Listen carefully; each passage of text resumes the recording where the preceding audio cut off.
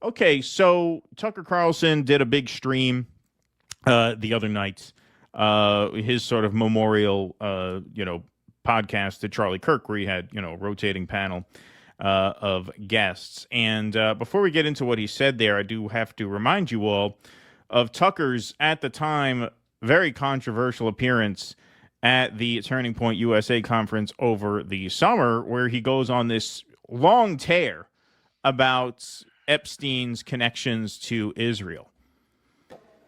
And I think the real answer is Jeffrey Epstein was working on behalf of intel services, probably not American. And we have every right to ask, on whose behalf was he working? How does a guy go from being a math teacher at the Dalton School in the late 70s with no college degree to having multiple airplanes, a private island, and the largest residential house in Manhattan? Where did all the money come from? And no one has ever gotten to the bottom of that because no one has ever tried. And moreover, it's extremely obvious to anyone who watches that this guy had direct connections to a foreign government. Now, no one's allowed to say that that foreign government is Israel because we have been somehow cowed. Listen to the applause. Into thinking that that's naughty.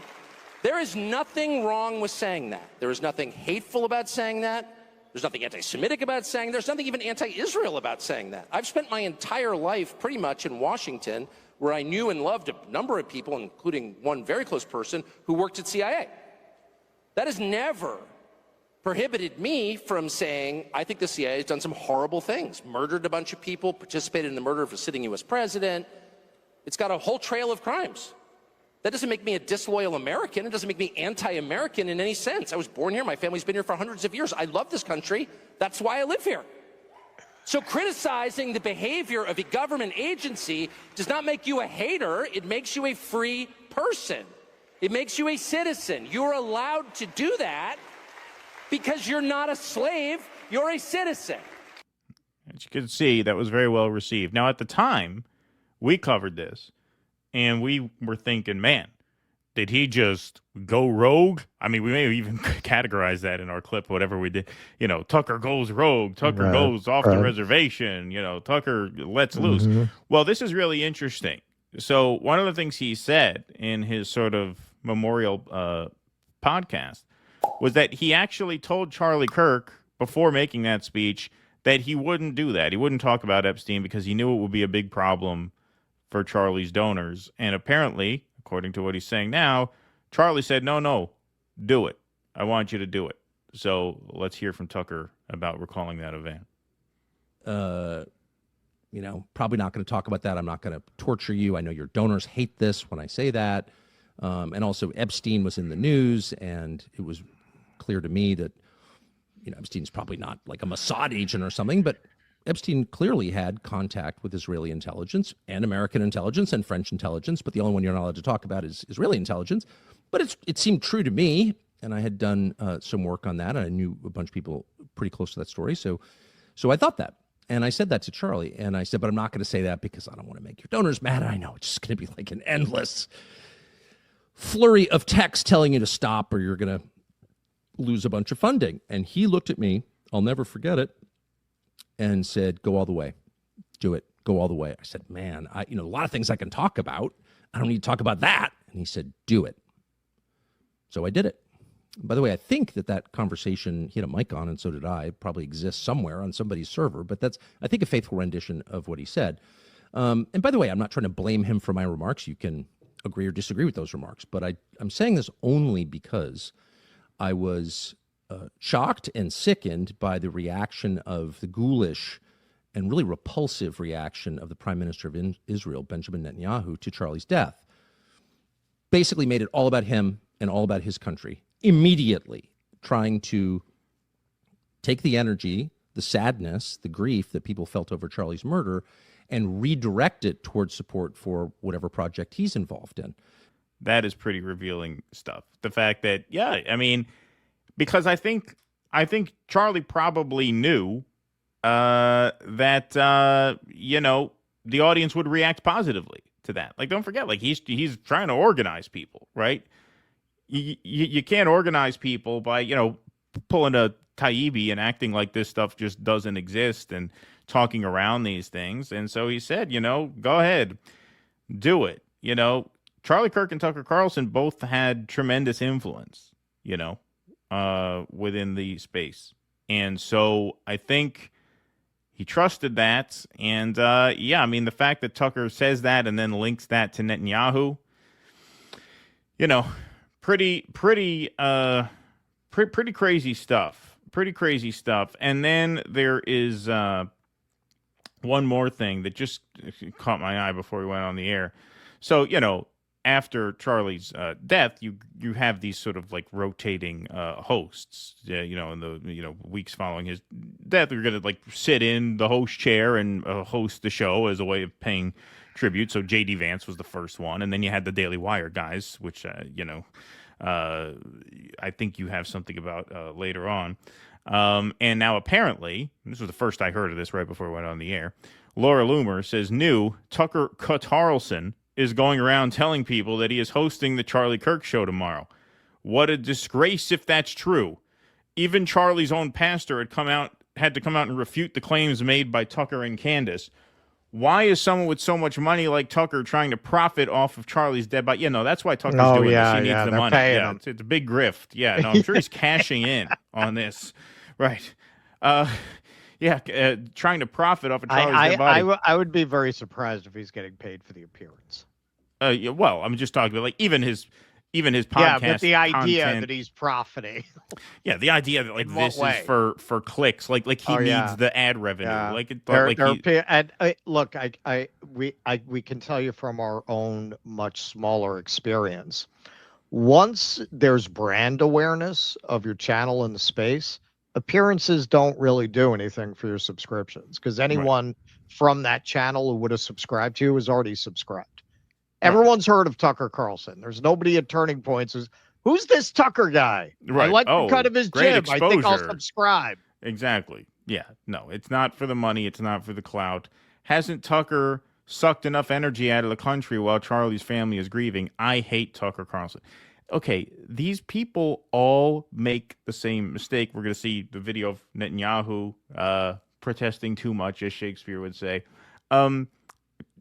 Tucker was clearly a good friend of Charlie Kirk's. You have a week where people who were close to Charlie are filling in on his podcast as a way of paying tribute to him. And so Tucker is one of the guests. What the fuck do you care? And assuming you care, why are you screaming about it only makes you look worse when you have a public meltdown about the fact that Tucker Carlson is filling in for him. It only makes you look worse. It only makes you look like you're trying to hide something. And by trying to hide something, I do not mean you're trying to hide the fact that Israel whacked him. What I mean is you're trying to hide the fact that Israel pushed this guy around and that Israel and the Israeli allies felt the need to manufacture support for their project by browbeating Charlie Kirk. Because the other stuff is all speculation, but this is not speculation at this point. At this point, it's pretty much fact that you got guys like Bill Ackman and that woman who, Douglas Murray's friend, whoever the fuck she is, I forget her name, Natasha something. Yeah. It is a fact at this point. It's been corroborated enough times where I feel very comfortable stating as fact. They sat him down and read him the Riot Act, which exposes the fact that support for Israel in this country is mostly a top-down manufactured phenomenon. And so that's what's important about all of this. Right. Whether, theories about his murder notwithstanding, it's still important to get to the bottom of exactly how much and to what extent they tried to push him around. And that's why Tucker's talking about this. That's why Tucker came out and said, you know what? I wasn't going to go there with Epstein. I told Charlie I wasn't going to go there with Epstein. And he said, no, I want you to do it. And go all the way. Say whatever you want. So when we watch a video like this is not, Tucker going rogue. Apparently, he offered not to do this. And Charlie said, no, go ahead. Do it anyway. Yeah. And if you look at Tucker's description of that exchange, yeah, that's a young guy who got co-opted, really, by the Zionists, by the Israelis. They saw potential there, and they started giving him money pretty early on, from what I understand, when he's 18. They got their hooks in him. And at that age, man, there's still a lot of room for growth. There's still a lot of room to evolve especially on an issue like that, and especially in light of current events. For him to tell Tucker to go do that, that's him trying to assert his independence. That's a guy who is starting to feel like he made a deal with the devil, who's trying to get out of the contract. Right, and he knows that there's popular. This is the other thing. He knows there was a lot of popular support for what Tucker was saying, and I think he probably sympathized. I mean, I'm sure he sympathized. If he didn't, he wouldn't have encouraged. If he didn't, it. he wouldn't have said that. No. If he didn't, he would have said that. I think the youth vote swung to Trump by, I think, 9 points in the 2024 race. Now, that was due to a lot of things. I don't think you can give Charlie Kirk sole credit for that, but you can give him a decent amount of credit for that. I mean, there's no doubt that he pulled a lot of weight with young conservative men. And so he figures, you know what? Look, to the extent I have some power and influence and say at the administration, I'm going to try my best to at least move the needle on these couple of issues. And the fact that all this happens a couple months before he's killed does not look good. Does not look good. But what we know for sure, that aside, is that these people were furious at him for it. And they're not even being honest about having been pissed off at him for it. Like they're not even big enough to come and say, like Bill Ackman's not even the big enough man to come and say, yeah, we got into an argument. You know, yeah, we got into an argument and we got over it. Right? Well, that's where it's very suspicious. And, I was joking about it on Jimmy's yesterday, but seriously, all of the statements of people who were there who were trying to save their asses now, like Du Rousseau, they all sound like they were written by Ackman. Right. It's all that very boring, ponderous. And then we had cereal. Right. I believe it was rice checks. Right. And there was no oat milk in the refrigerator, which I prefer. But I settled for coconut water, which sometimes I like with my cereal. They're all written like that. Yeah. They all have that same, like, they got together, they coordinated their stories, and there might be a fixer who wrote all these. Like, they are all very similar structurally and tonally.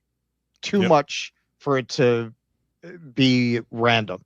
Like, everyone has their own distinct writing style. Right. And these all sound the same.